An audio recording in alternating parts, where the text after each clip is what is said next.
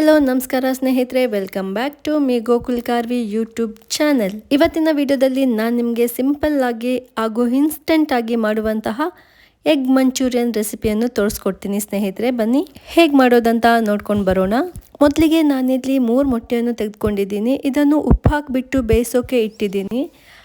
ಇಲ್ಲಿ ಇವಾಗ ನಾನು ಕಬಾಬ್ ಪೌಡರ್ ಹಾಗೂ ಫಿಶ್ ಫ್ರೈ ಮಸಾಲವನ್ನು ತೆಗೆದುಕೊಂಡಿದ್ದೀನಿ.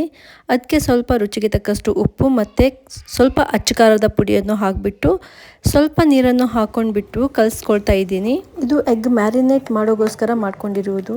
ಇವಾಗ ನಾನಿಲ್ಲಿ ಕ್ವಿಕ್ಕಾಗಿ ಸೋಯಾ ಸಾಸನ್ನು ಕೂಡ ಮನೆಯಲ್ಲಿ ರೆಡಿ ಮಾಡ್ಕೊತಾ ಇದ್ದೀನಿ.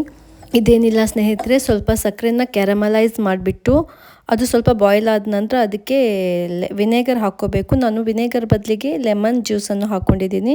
ಹಾಗೆ ಸ್ವಲ್ಪ ಪೆಪ್ಪರ್, ಉಪ್ಪು ಮತ್ತು ಸಕ್ಕರೆಯನ್ನು ಸೇರಿಸ್ಕೊಂಡಿದ್ದೀನಿ ಅಷ್ಟೇ, ಸ್ವಲ್ಪ ಕಲರಿಂಗೋಸ್ಕರ ಮಾಡ್ಕೊಂಡಿರೋದು. ಇವೆಲ್ಲ ಮಾಡುವಷ್ಟರೊಳಗೆ ಮೊಟ್ಟೆಯನ್ನು ಬೆಂದಾಗಿತ್ತು ಸ್ನೇಹಿತರೆ.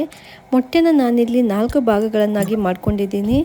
ಇವಾಗ ಮೊಟ್ಟೆ ರೆಡಿ ಇದೆ ಸ್ನೇಹಿತರೆ. ಹಾಗೆ ಮ್ಯಾರಿನೇಟ್ ಮಾಡುವಂಥ ಮಸಾಲೆನೂ ಕೂಡ ರೆಡಿ ಇದೆ. ಇಲ್ಲಿ ನಾನು ಒಂದು ಬಾಣಲೆಯಲ್ಲಿ ಎಣ್ಣೆಯನ್ನು ಹಾಕ್ಕೊಂಡು ಬಿಸಿ ಮಾಡೋಕೆ ಇಟ್ಕೊಂಡಿದ್ದೀನಿ. ಹಾಗೆ ಇಲ್ಲಿ ಮೊಟ್ಟೆ ಮತ್ತು ಮಸಾಲೆ ರೆಡಿಯಾಗಿರೋದೇನಿದೆ ಅದರಲ್ಲಿ ಮೊಟ್ಟೆಯನ್ನು ಡಿಪ್ ಮಾಡಿಬಿಟ್ಟು ಒಂದೊಂದೇ ಮೊಟ್ಟೆಯನ್ನು ಎಣ್ಣೆಯಲ್ಲಿ ಬಿಟ್ಕೊತಾ ಇದ್ದೀನಿ. ಎಣ್ಣೆಯಲ್ಲಿ ಬಿಟ್ಕೊಂಡು ಫ್ರೈ ಮಾಡಿ ಆದ ನಂತರ ಎಗ್ ಮಂಚೂರಿಯನ್ ರೆಸಿಪಿಯನ್ನು ಮಾಡ್ಕೊಳ್ಳೋಣ ಸ್ನೇಹಿತರೆ. ನೋಡಿ ಸ್ನೇಹಿತರೆ, ಎಗ್ ಫ್ರೈ ಈ ರೀತಿಯಾಗಿ ಬಂದಿದೆ.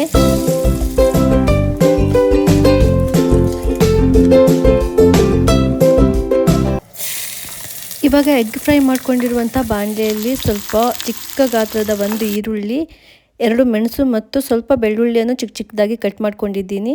ಅವೆಲ್ಲವನ್ನು ಹಾಕ್ಕೊಂಡು ಚೆನ್ನಾಗಿ ಫ್ರೈ ಮಾಡ್ಕೊತಾ ಇದ್ದೀನಿ ಸ್ನೇಹಿತರೆ. ಈರುಳ್ಳಿ ಎಲ್ಲ ಫ್ರೈ ಆದ ನಂತರ ಮನೆಯಲ್ಲೇ ಮಾಡ್ಕೊಂಡಂತಹ ಸೋಯಾ ಸಾಸನ್ನು ಇಲ್ಲಿ ಸೇರಿಸ್ಕೊತಾ ಇದ್ದೀನಿ.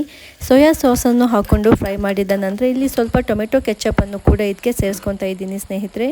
ನೋಡಿ ಸ್ನೇಹಿತರೆ, ಈ ಥರ ಬಂದಿದೆ. ಇವಾಗ ನಾವು ಇದಕ್ಕೆ ನಾವೇನು ಫ್ರೈ ಮಾಡ್ಕೊಂಡಿದ್ದೀವಿ ಆ ಎಗ್ಗನ್ನು ಹಾಕ್ಕೊಂಡ್ಬಿಟ್ಟು ಸ್ವಲ್ಪ ಫ್ರೈ ಮಾಡಿಕೊಂಡ್ರೆ ಸಾಕಾಗುತ್ತೆ. ಜಾಸ್ತಿ ಏನು ಮಾಡ್ಕೊಡ್ಬೇಕಂತ ಇಲ್ಲ. ನಿಜವಾಗ್ಲೂ ಈ ರೆಸಿಪಿ ಅಂತೂ ತುಂಬ ಅಂದರೆ ತುಂಬ ಚೆನ್ನಾಗಿತ್ತು ಸ್ನೇಹಿತರೆ. ಹೋಟೆಲ್ಗಳಲ್ಲಿ ತಿಂತೀವಲ್ಲ ಅದೇ ಥರ ಬಂದಿತ್ತು ಸ್ನೇಹಿತರೆ. ನೀವು ಕೂಡ ಒಮ್ಮೆ ಟ್ರೈ ಮಾಡಿ ಅಂತ ಹೇಳೋಕ್ಕೆ ಇಷ್ಟಪಡ್ತೀನಿ. ಈ ವಿಡಿಯೋ ಇಷ್ಟ ಆದರೆ ದಯವಿಟ್ಟು ಒಂದು ಲೈಕ್ ಮಾಡಿ, ಶೇರ್ ಮಾಡಿ ಹಾಗೂ ಚಾನಲನ್ನು ಸಬ್ಸ್ಕ್ರೈಬ್ ಮಾಡಿ ಅಂತ ಹೇಳ್ತಾ ಮುಂದಿನ ವಿಡಿಯೋದೊಂದಿಗೆ ಮತ್ತೆ ಸಿಗ್ತೀನಿ. ಅಲ್ಲಿ ತನಕ ಟೇಕ್ ಕೇರ್, ಬಾಯ್ ಬಾಯ್, ಶುಭ ದಿನ.